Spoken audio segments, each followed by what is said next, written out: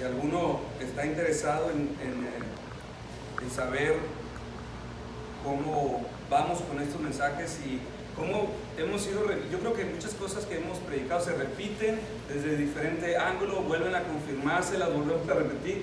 En un principio me he intentado decir, bueno, es que parece ser que estoy predicando lo mismo, pero tomé el consejo hablé con Charles Spurgeon en un libro, y el hermano decía que no debe uno temer a la repetición de algunas cosas, porque dice, como humanos, el pueblo de Dios es dado a olvidar.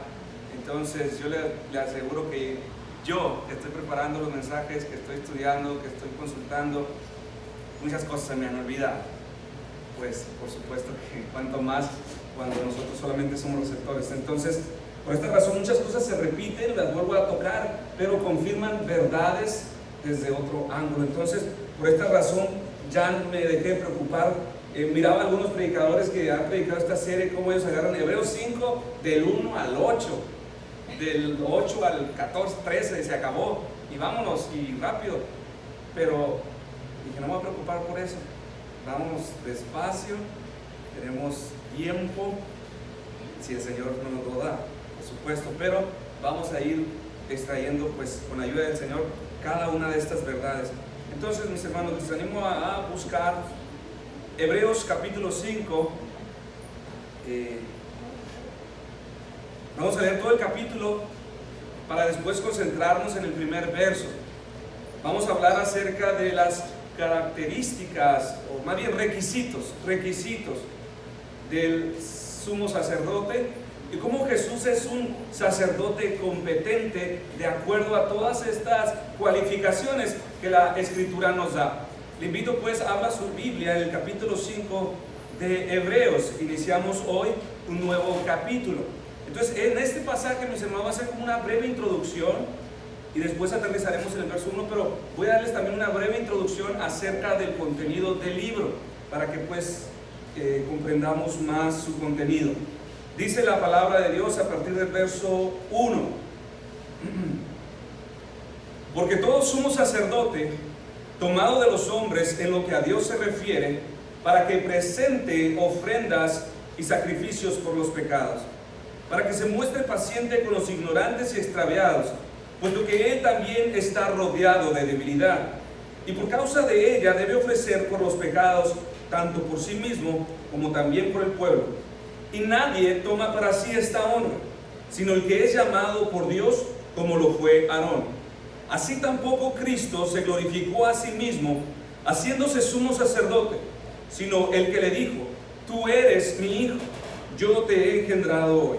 Como también dice en otro lugar: tú eres sacerdote para siempre según el orden de Melquisedec. Y Cristo, en los días de su carne, ofreciendo ruegos y súplicas, con gran clamor y lágrimas, al que le podía librar de la muerte, fue oído a causa de su temor reverente. Y aunque era hijo, por lo que padeció, aprendió la obediencia. Y habiendo sido perfeccionado, vino a ser autor de eterna salvación para todos los que le obedecen. Y fue declarado por Dios sumo sacerdote según el orden de Melquisedec. Acerca de esto tenemos mucho que decir y difícil de explicar, por cuanto os habéis hecho tardos para oír. Porque debiendo ser ya maestros después de tanto tiempo, tenéis necesidad de que os vuelva a enseñar cuáles son los primeros rudimentos de la palabra de Dios, y habéis llegado a ser tales que tenéis necesidad de leche y no de alimento sólido. Y todo aquel que participa de la leche es inexperto, pero en la palabra de justicia, porque es niño. Pero el alimento sólido es para los que han alcanzado madurez, para los que por el uso tienen los sentidos ejercitados en el discernimiento del bien y del mal. La semana pasada, mis hermanos, expusimos los 3 últimos versos del capítulo 4. Si usted recuerda algo acerca de ese mensaje, lo abordamos diciendo que este último verso del capítulo, estos últimos versos del capítulo 4 representaban una exposición general acerca del sacerdocio de Cristo. Pero a partir del capítulo 5, mis hermanos, nuestro autor, nuestro escritor, comienza a explicar en detalle las cosas concernientes al sacerdocio, especialmente las cualificaciones o requisitos del oficio sacerdotal, para después comprobarnos cómo es que Cristo cumple con cada uno de ellos. En aquellos tiempos, mis hermanos, muchos de los judíos que se volvieron al cristianismo, al cabo de algún tiempo comenzaron a tener muchas dudas con respecto a su nueva fe. El hostigamiento de los judaizantes era una constante amenaza. Constantemente estaban sembrando dudas. Su entendimiento espiritual era muchas de las veces perturbado. Si nosotros nos ponemos en un momento, mis hermanos, en los zapatos de estos judíos cristianos, cuando a estos se les demandaba presentar defensa a la razón de su esperanza, ellos por una parte no podían negar ni decir: el cristianismo es la religión que ha sido constituida por Dios. ¿Por qué? Porque el judío podía decir lo mismo. El judaísmo fue instituido por Dios. Entonces ellos no bastaba con solamente decirles el cristianismo es la religión verdadera, sino que ellos tenían que probar lo que ellos creían, dar razones específicas por qué habían abandonado el judaísmo. Así que viéndolo desde esta perspectiva, ellos estaban en un aprieto. Tenían que entender, no era solamente creer a ciegas como muchos en la actualidad creen. Usted pregúntele a muchos cristianos: ¿qué es lo que crees, hermanos? No saben responder qué es lo que creen. No tienen razones por las cuales ellos creen o se autodenominan cristianos. Muchos judíos pudieron haberle preguntado a estos cristianos: ¿qué razones de gran peso tienen ustedes para salir del judaísmo? ¿Por qué han abandonado la religión en la que nacieron sus padres?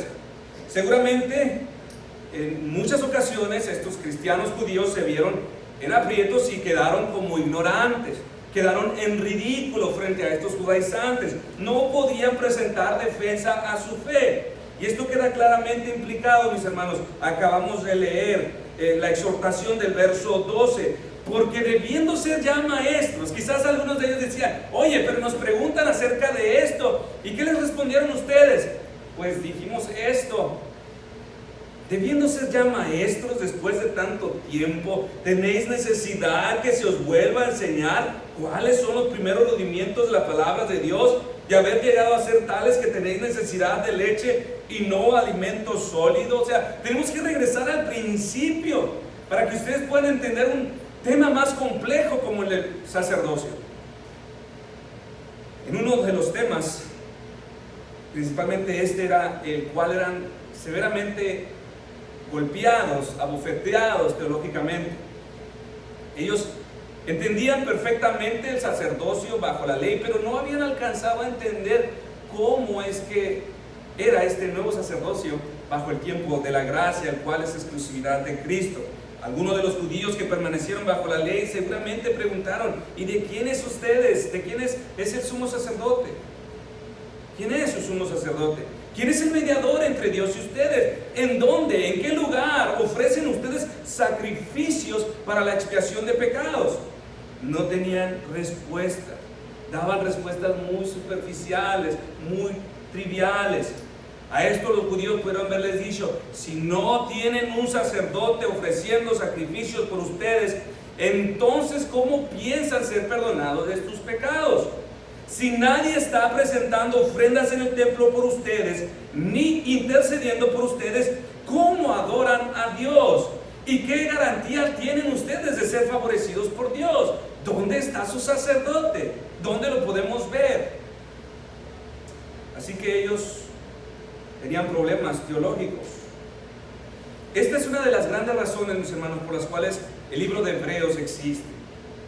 El libro de Hebreos, especialmente el capítulo 5 y otros más, hablan en detalle y explican todas estas cosas, pero en general es la intención del capítulo 5 de Hebreos. Si usted dice: hermanos, el Antiguo Testamento es muy complicado de entender, lo dije antes, Hebreos es un comentario expositivo del Antiguo Testamento que nos puede ayudar a entender su complejidad.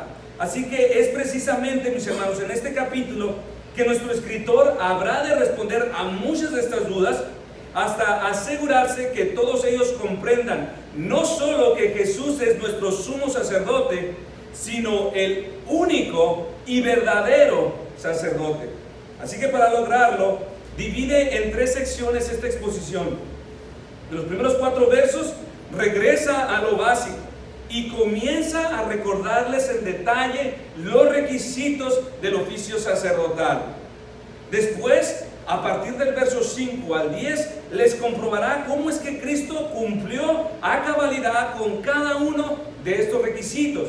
Y no solo eso, sino que también les demostrará cómo es que Cristo supera infinitamente a todo sumo sacerdote que vivió en el pasado, en los tiempos de la ley.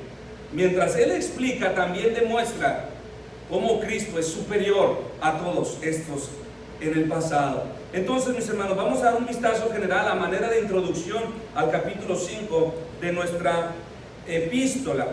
Primero, las cualificaciones o los requisitos del oficio sacerdotal son al menos 6. Son los siguientes. El sumo sacerdote habría de ser tomado de entre los hombres. 2. Ha de ser elegido y ordenado por Dios. 3. Es constituido a favor de los hombres. 4. Ha de estar igualmente a favor en cuanto a lo que Dios se refiere. Habrá de presentar ofrendas y sacrificios por los pecados. Y número 6, habrá de ser compasivo con los hombres. Estos son los requerimientos, las cualificaciones del sumo sacerdote. Después de señalar los requisitos del sumo sacerdote, a partir del verso 5, nuestro escritor demuestra cómo Cristo califica con cada uno de estos requisitos, aunque no lo hace en el mismo orden. En el verso 5 y 6 demuestra que Jesús no tomó para sí esta honra, sino que fue llamado para este oficio. Para demostrar que Él fue un verdadero hombre tomado entre los hombres, el verso 7 dice, en los días de su carne. En el verso 9 menciona estar a favor de todos los que le obedecen. Con respecto a ser compasivo, dice en el verso 7, ofreció ruegos y súplicas. Verso 5, en lo que a Dios se refiere, queda claramente implicado estar de parte de Dios al ofrecerse como sacrificio en la cruz, desde donde ofreció ruegos y súplicas con gran clamor y lágrimas al que podía librarle de la muerte. Para presentar ofrendas y sacrificios por los pecados, queda implicado en el verso 8 que Él mismo padeció la muerte, aunque era el Hijo, como sacrificio. Así que una vez habiendo recordado los requisitos, después nos dice, Cristo los cumple. Y no es solamente lo que hace, sino que también demuestra cómo Jesucristo es el sacerdote por excelencia y perfecto sobre todos los demás sacerdotes del pasado. Entonces también demuestra su superioridad. Para empezar, Cristo fue llamado a su sacerdocio bajo un orden más excelente, bajo el orden de Melquisedec, versos 6 y 10. Y es más adelante en el capítulo 7, en el verso 21, donde nos dice que además con juramento, porque los otros ciertamente sin juramento fueron hechos sacerdotes, pero este con el juramento del que le dijo, juró el Señor y no se arrepentirá, tú eres sacerdote para siempre según el orden de Melquisedec. Por tanto, Jesús es hecho fiador de un mejor pacto, y los otros sacerdotes llegaron a ser muchos, debido a que por la muerte no podían continuar. Mas este, por cuanto permanece para siempre, tiene un sacerdocio inmutable, por lo cual puede también salvar perpetuamente a los que por él se acercan a Dios, viviendo siempre para interceder por ellos. Totalmente superior. Este sacerdote, Jesucristo, no solamente fue un hombre tomado de entre los hombres, sino que también era verdaderamente Dios. Esto quedó claramente expuesto en el verso 8. Y aunque era hijo, y anteriormente expusimos que el término hijo tiene una connotación de Dios, aunque era hijo, por lo que padeció, aprendió la obediencia. Él se presentó a favor de los hombres, no para obtener una salvación temporal, sino una salvación eterna, cosa que ningún otro sacerdote en el pasado podría jamás hacer. Verso 9, vino a ser autor de eterna salvación. 4, Cristo como sacerdote manifestó mayor grado de compasión, puesto que ningún sacerdote en el pasado, mis hermanos, se presentó en el lugar de los pecadores, cosa que Cristo hizo y estuvo dispuesto a sufrir y morir en la cruz en representación de su pueblo. Mucha más compasión demostró Cristo. El sacrificio que Cristo presentó como sacerdote supera en excelencia todos los sacrificios presentados en el pasado. ¿Por qué? Él ofreció su propio cuerpo y las cosas concernientes a Dios lo realizó de una manera superior, en el que Él vino a ser autor de eterna salvación. Como sacerdote, como sacrificio, como compasión, todo aquello que demandaba al sacerdote, Jesucristo lo superó en sobremanera.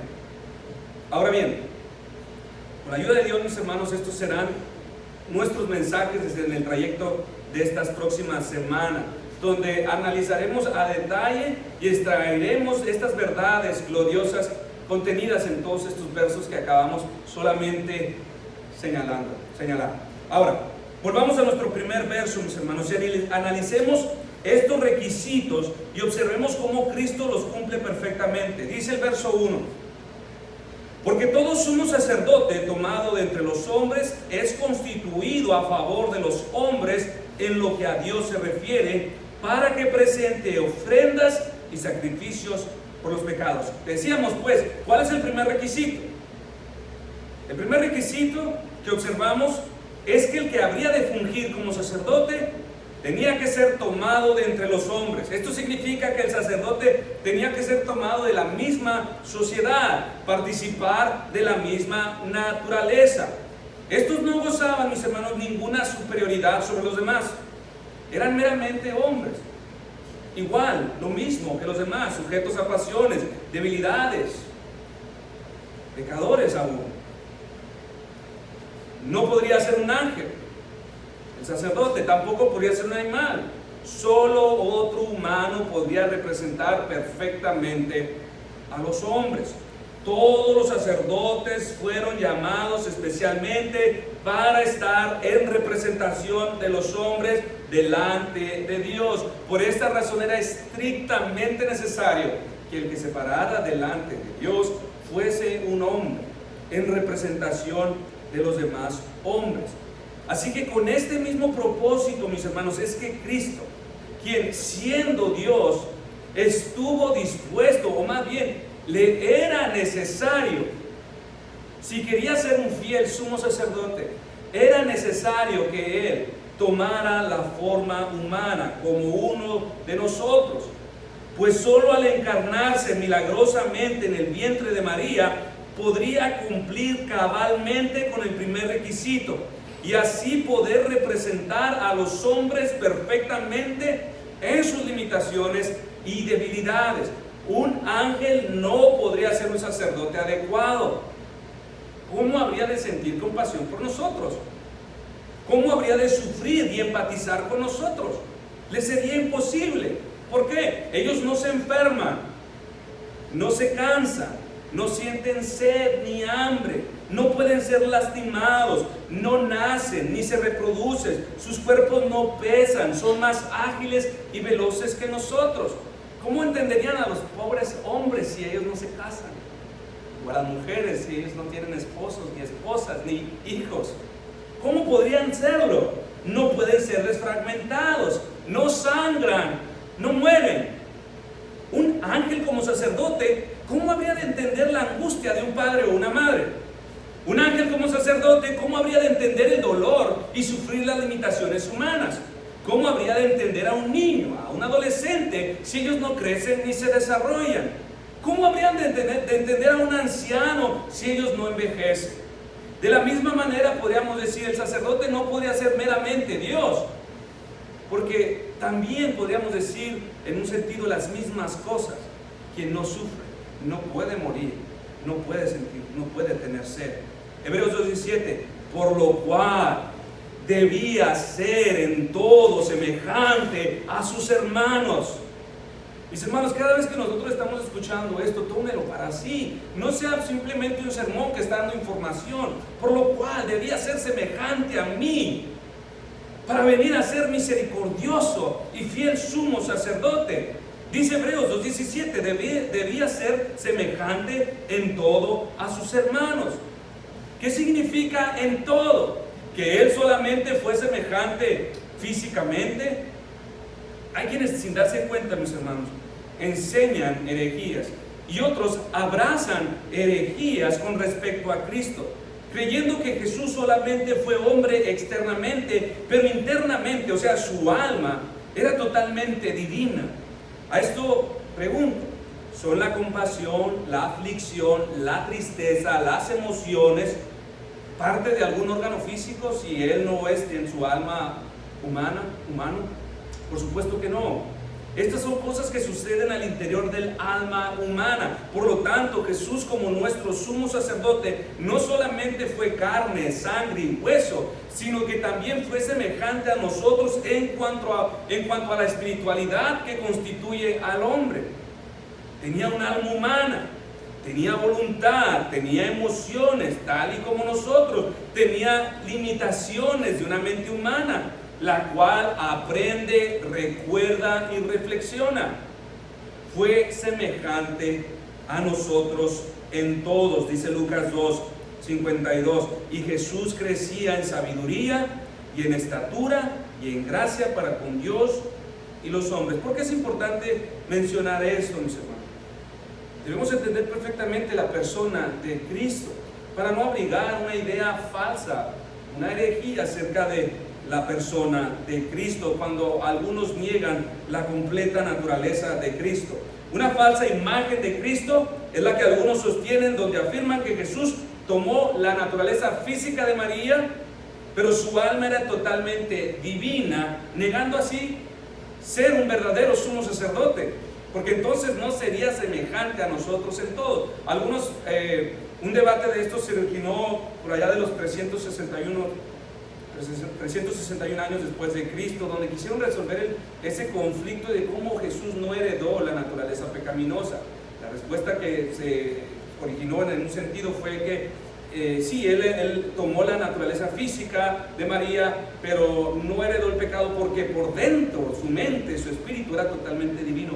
Eso era totalmente falso, porque entonces no sería uno semejante a nosotros. ¿Cómo podría entender la tristeza si seguía siendo divino? La aflicción, si seguía divino. Entonces hubo un problema. Después, al tiempo, esta postura se llamó le pusieron el nombre de su precursora, polinarismo, la cual fue tachada como una herejía. Bueno, porque todo sumo sacerdote es tomado entre los hombres, solo un hombre semejante a nosotros está calificado para representarnos perfectamente delante de Dios.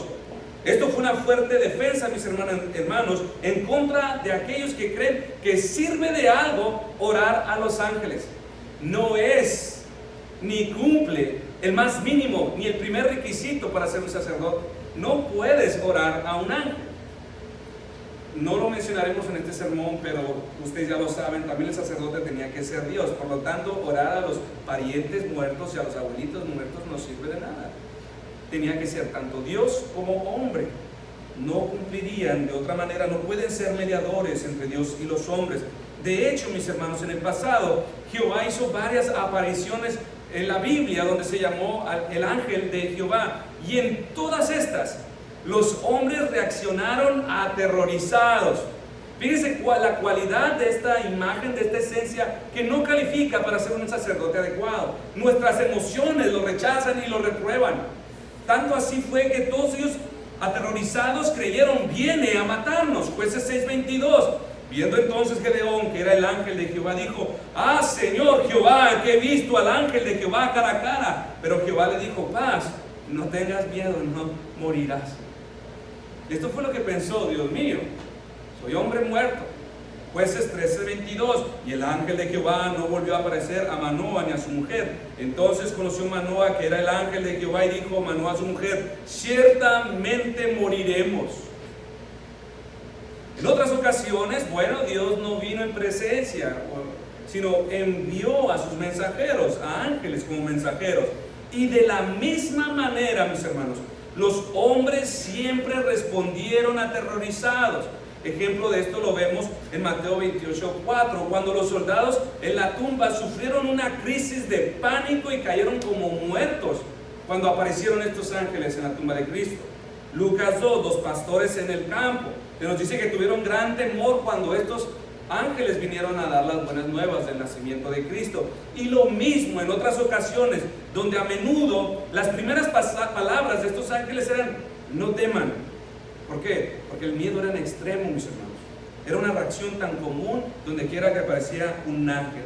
Entonces, a la luz de ambos casos, mis hermanos, Dios mismo y ángeles como mensajeros, cualquiera diría: Señor, sería mucho mejor para nosotros que enviaras a uno semejante a nosotros.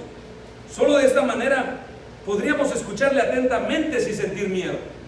Solo uno como nosotros, uno hecho a nuestra imagen, podríamos atrevernos a preguntar y a dialogar sin pensar: nos va a matar. Solo uno igual a nosotros podría instruirnos en todo el conocimiento de Dios sin que su mensaje sea perturbado por nuestras emociones de asombro, Señor. Oh, cuánto agradeceríamos, Señor, que enviaras un mensajero así, porque de la otra manera solamente nos aterrorizamos. Y de hecho, mis hermanos, esto fue lo que hizo Dios. E hizo mucho más. Envió a su Hijo como mensajero, hecho menor que los ángeles, exactamente como uno de nosotros, quien también creció durante 9 meses en el vientre de María. Nació, fue niño, creció, aprendió, tal y como nosotros. Entonces, ¿qué se suponía que habríamos de hacer? ¿Qué se esperaba de nosotros ante este noble gesto de parte de Dios? No envió un ángel para no aterrorizarnos. No vino Él en persona y en toda su majestad para que no muriéramos de asombro. ¿Qué se esperaba pues de nosotros? Escuchar con toda libertad a aquel que viene de parte de Dios. Estar muy atentos a todas las demandas. Pregunta si es necesario y Él te responderá, sin que caigas en una crisis de pánico. En uno semejante a nosotros no habría nada que pueda atormentarnos. Uno semejante a nosotros no despertaría ningún miedo. No seríamos distraídos por su majestad. No seríamos deslumbrados de admiración y asombro de manera que ignoremos el mensaje. Si nos remontamos al tiempo de cuando Cristo caminó sobre esta tierra, mis hermanos, entenderemos que fue por esta precisa razón, por causa de su frágil humanidad, que la gente lo trató sin respeto. Por esta razón, la gente se dirigía a Él con irreverencia y como si fuesen iguales. Fue su humanidad la razón por la cual fue menospreciado. En lugar de agradecer y adorar a Dios por tan gloriosa y magnífica muestra de gracia, el hombre se sublevó sobre el Hijo. Se creyeron superiores a Él, lo encararon, aún lo desafiaron como si fuese poca cosa y lo crucificaron. Fue la razón de su humanidad por la cual ellos no le tuvieron respeto. En la parábola de los labradores malos, Jesús ilustró en cierto sentido esta verdad con respecto a Él en Mateo 21. Finalmente, dice la parábola, les envió su hijo diciendo: tendrán respeto a mi hijo. Mas los labradores, cuando vieron al hijo, dijeron entre sí: este es el heredero, venid, matémosle y apoderémonos de su heredad. Y tomándole le echaron para fuera de la viña y le mataron. Cuando venga pues el Señor de la viña, ¿qué hará a aquellos labradores? Los ángeles recibieron mayor respeto. Los ángeles recibieron mayor admiración que el hijo. ¿Por qué? Porque su naturaleza era terrible, porque era totalmente asombrosa, pero esto no lo vieron en el hijo, sino que vieron a uno que era igual. Miraron a uno que podían abofetear y escupir, porque su apariencia no despertaba en nosotros ninguna clase de miedo. No proyectaba superioridad. Así comprobamos que Jesús fue totalmente como uno de nosotros. Cumplió el primer requisito. El segundo requisito mencionado por las Escrituras es que el sacerdote tenía que ser ordenado. Dice, porque todo sumo sacerdote tomado de entre los hombres es constituido, es ordenado. En el Antiguo Testamento, mis hermanos, el sacerdocio era llamado el sacerdocio arónico o el sacerdocio levítico. Aarón fue el primer sacerdote de Israel, él fue el primer sacerdote ordenado, él venía de la tribu de Leví. Y como sabemos, solo los levitas podrían ser ordenados para el oficio de sacerdote. Ninguno otro, ninguno fuera de esta tribu podría ser elegido sacerdote. Solamente ellos podían servir en el templo, nadie más. Ahora bien, ¿qué significa esto?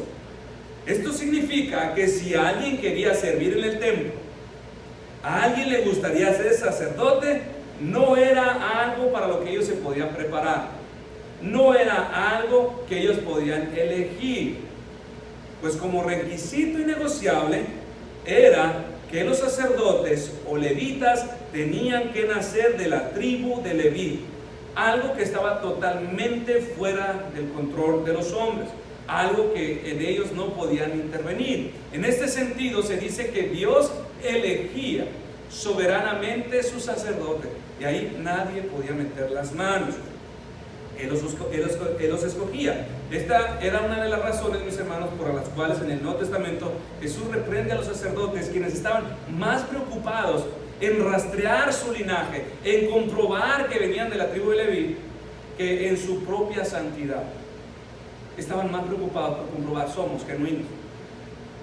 Así la elección soberana de Dios se llevaba a cabo para ordenar sus sacerdotes, requisito innegociable en el cual nada tenían que ver los hombres. No sé si recuerda el relato de Números 16, cuando Core, Datán y Abiram insistieron en democratizar el sacerdocio. ¿Qué significa esto?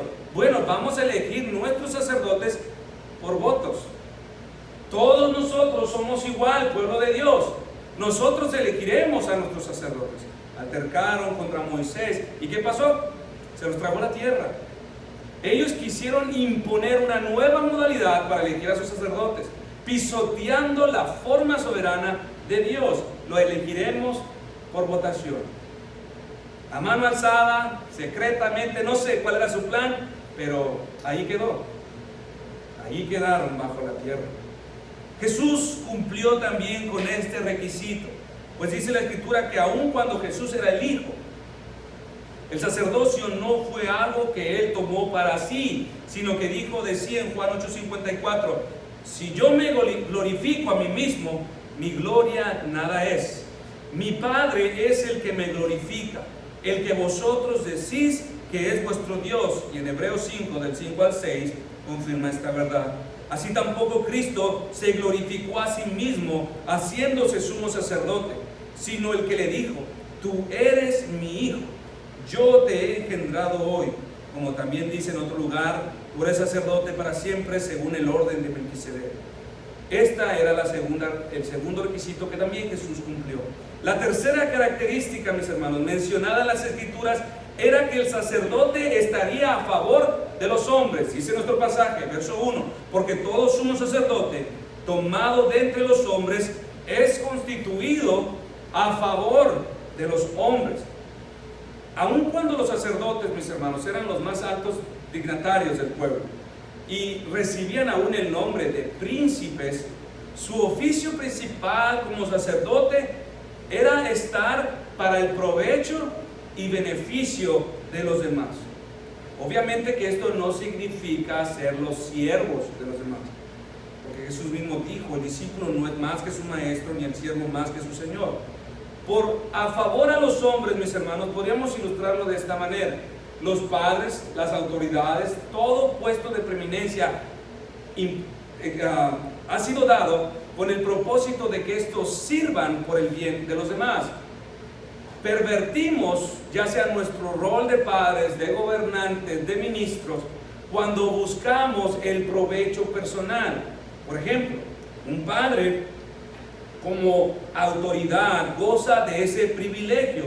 Entonces esto significa que él ha de buscar el máximo beneficio para aquellos que están bajo su autoridad, en este caso su esposa, sus hijos.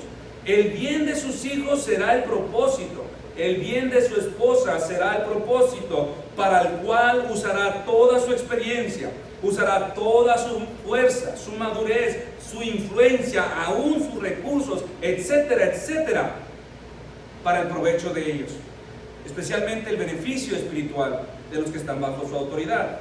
Así mismo Cristo, mis hermanos, fue constituido sacerdote, príncipe del pueblo, para fungir para el bien de los demás. Esto quedó claramente probado mientras vivió en la tierra, mis hermanos. Sus vidas, sus oraciones, su ruego, sus sacrificios y muerte expiatoria no dejaron lugar a dudas. Y aún podemos decir que en su entrada victoriosa a los cielos llevaba en su corazón los nombres de todos sus elegidos.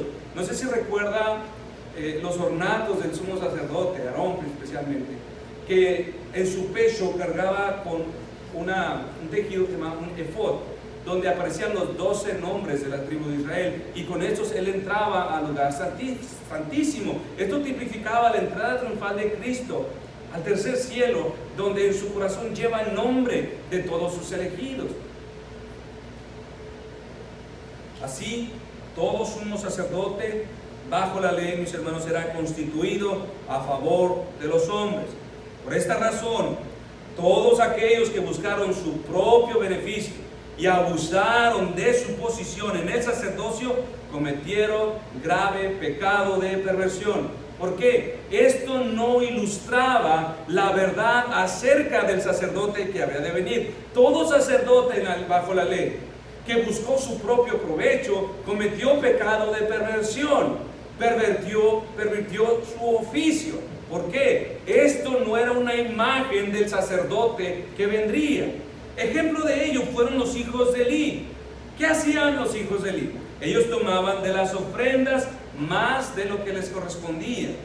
En otras ocasiones ellos no querían el sacrificio guisado, donde tomarían su parte. Ellos lo querían, dámelo a 3/4, dámelo a término medio, es más, no lo cozas, dámelo crudo, porque no me gusta cómo queda después del sacrificio, el sabor. Ellos podían tomar ciertas partes, pero a ellos no les gustaba. Una de las razones que puedo imaginar, mis hermanos, las razones por las cuales dice la Escritura que ellos despreciaban las ofrendas, era porque el sacerdote, de acuerdo a Números 18, como dije, ellos podían tomar del cuerpo de lo sacrificado a Jehová, y tomar también del grano, del aceite, de la harina, de todas estas oblaciones que presentaba el pueblo. Ellos podían tomar también para su sustento. Dice, ellos despreciaban las ofrendas. Seguramente lo que nos está diciendo la Escritura es que estaban hartos de esto. Ya no queremos comer más esto. Ya no queremos carne y harina y aceites. Así que no dudo que ellos hayan sugerido al pueblo que también podrían presentar como ofrenda otras cosas que no estaban prescritas en la ley. Por ejemplo, ¿qué les parece si pueden presentar licor? Eran impíos. O sí, yo creo que también pueden presentar ofrendas de mariscos, callo de hacha, camarón, pulpo. Tráiganlos al sacrificio. ¿Por qué? Estamos hartos de carne y queremos comer algún ceviche. No sé. Ellos tampoco podían poseer nada de esta tierra. Su sola posesión era Jehová. Ahora, seguramente también sugirieron al pueblo que podrían ofrendar pendientes de oro, pulseras de oro, las escrituras de propiedad de algunos terrenos, un caballo árabe, los títulos de la casa si se quiere, membresías anuales al club más prestigioso de Israel. No podían tener nada, pero quizás ellos permitieron lo prescrito y decían, sí se puede, sí pueden regalarnos telas finas, o también pueden regalarnos joyas como ofrendas, pueden entregarlas y de ahí tomar nosotros. ¿Parece poca cosa? Pues también se dice, mis hermanos, de estos hijos que enamoraban a las hermanitas que se vislumbraban de estos príncipes de Israel y fornicaban con ellas. Estos se sentían superiores al resto. Se creían ser dignos de mayores honores y deleites. Creían que debían ser servidos. Se creían intocables. Tenían nada de respeto por las cosas sagradas. Por eso Jehová resolvió matarlos. Pervirtieron la ley, pervirtieron la imagen del sumo sacerdote a quien representaban. Estos buscaron siempre el beneficio de su posición. Por esta razón, en varias ocasiones Dios levantó profetas para que predicaran a los sacerdotes, para que predicaran a aquellos que se habían desviado de su llamado principal, estar a favor de los hombres y no buscar su propia gloria. En el tiempo de los apóstoles, mis hermanos, en el tiempo de Cristo, no fue diferente. Pues se sabe que algunos judíos fueron adscritos y aceptados como sacerdotes con fines políticos. No venían de la tribu de Leví, pero por razones políticas fueron aceptados en el Sanedrín. Jesucristo acusó estas cosas. No venían de la tribu de Leví, pero fueron aceptados. Ahora, tampoco es diferente hoy en día, mis hermanos. Pues igualmente es aplicable a los falsos profetas, a los falsos ministros de hoy en día que lucran con la causa del Evangelio y se han enriquecido a expensas del pueblo de Dios, a quienes ellos deberían de servir y no de quienes deberían servirse, reclamando ofrendas para el templo, para la iglesia que Dios jamás prescribió en su palabra, títulos de propiedad, autos, privilegios personales en el mundo, involucrándose en toda clase de escándalo sexual, llevando vidas de exceso y desenfreno, declarando profecías que jamás se cumplen. Ante estas cosas, mis hermanos, podemos mirar a Cristo, quien a pesar de ser hijo, no buscó su propia gloria, sino que antes buscó ser un sacerdote para nuestro beneficio y para nuestro bien. Así, mis hermanos, también nosotros, sea la posición que tengamos, sea la posición que Dios nos haya dado, debe de ser usada para el beneficio de los demás, no para el provecho personal. La cuarta característica, mis hermanos, sería que no solamente este sumo sacerdote debía estar a favor de los hombres, sino que de la misma manera debería estar a favor en cuanto a lo que Dios se refiere. En cuanto a las cosas concernientes a Dios, debemos entender todas aquellas funciones que desempeñaba el sumo sacerdote para cumplir con los intereses de Dios. ¿Cuáles fueron estas funciones? En el Antiguo Testamento eran entrar al lugar santísimo, Levíticos 16:3, presentarse delante de Dios por el pueblo, Éxodo 28:29, llevar los pecados del pueblo, Éxodo 28:38, ofrecer incienso, Levíticos 16:12, hacer expiación, Levíticos 16:32, juzgar la impureza, Levíticos 13:2, determinar controversias, Deuteronomio 12:8, bendecir al pueblo, Números 6:23. El sumo sacerdote debía juzgar con la ley, debía juzgar toda controversia. Toda controversia habría de resolverla con sabiduría. Él era un representante, un embajador de Dios en la tierra. Malaquías 2:7 dice: porque los labios del sacerdote han de guardar la sabiduría, y de su boca el pueblo buscará la ley, porque mensajero es de Jehová de los ejércitos. Ellos no podían compartir su opinión personal. Ellos no podían involucrarse en estas decisiones. Todas estas funciones eran sombras del verdadero oficio sacerdotal, del gran sumo sacerdote, pues ningún otro sacerdote aparte de Cristo podría entrar al verdadero lugar santísimo. Ningún otro podría llevar los pecados del pueblo, expiar el pecado y con su muerte satisfacer la justicia de Dios. Solo este verdadero sacerdote, solo este Cristo, al haber satisfecho la justicia divina, dio lugar a la remoción de la ira. Cuando se remueve la ira del pecador, entonces el favor de Dios puede venir. Cuando el favor de Dios viene sobre nosotros, entonces Satanás libera, las cadenas del pecado se rompen y entonces somos bendecidos. Y cuando hemos sido favorecidos de esta manera totalmente, mis hermanos, somos bienvenidos en el cielo. Cosa que ningún otro sacerdote podría hacer en el pasado. presentarse aceptable en todo delante de Dios, en lo que a Dios se refiere, como lo fue Cristo. Y cuando Él buscó la gloria de Dios primeramente, el bien redundó en todos los demás. Lo hemos dicho muchas veces. La gloria de Dios, la búsqueda personal de la gloria de Dios está divinamente, gloriosamente entretejida con el bien de los hombres. Nadie que viva para la gloria de Dios se priva del máximo bien. No hay algo que tú puedes decir, bueno, elijo entre la gloria de Dios o mi bien personal. El que busca su propia vida la perderá. Los que viven para la gloria de Dios encontrarán que también buscaron su propio bien y lo encontraron. La quinta característica, mis hermanos, del sumo sacerdote es que tendría siempre algo que ofrecer. Algo tenía que ser ofrecido a Dios. Algo tenía que entregarse a Él. ¿Y qué era lo que debían ofrecer? Dice nuestro pasaje, para presentar ofrendas y sacrificios por los pecados. Hebreos 8:13. Porque todo sumo sacerdote está constituido para presentar ofrendas y sacrificios, por lo cual es necesario que también este tenga algo que ofrecer.